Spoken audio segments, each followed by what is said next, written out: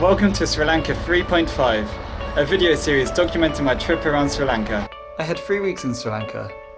I travelled anti-clockwise, with stays in Galle, Mirissa, Tangale, Udawalawe, Ella, Hatton, Kandy, Dambulla and Negombo.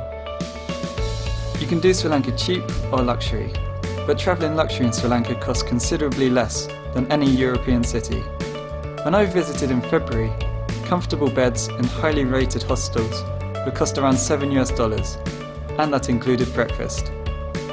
Curry and rice from a local restaurant would cost under $1. Whilst you can survive on $12 a day or less, if you want to have better food and more comfort, I'd recommend doubling it to $20 or even $30.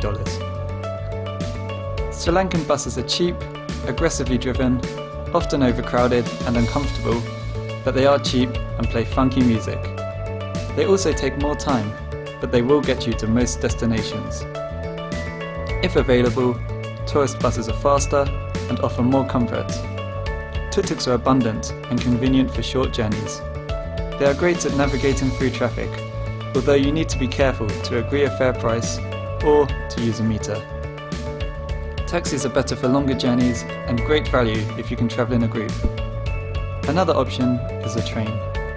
Although train tickets can and do sell out, journeys by rail in Sri Lanka are famously beautiful, and many train routes are regarded as must-do experiences.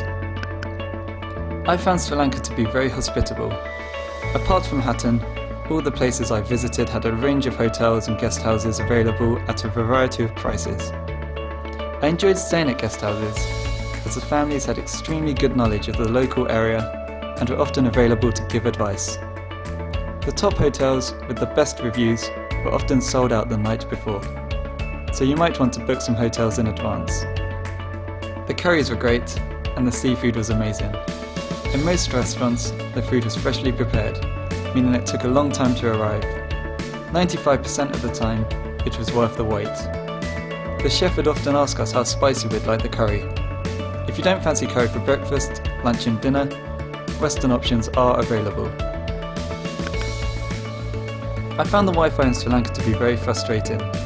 If you can, I'd recommend getting a 4G SIM at the airport. The 4G signal was far more reliable than the Wi-Fi, and more convenient as you could use it on the go, using the phone's GPS to find restaurants, hotels and places of interest.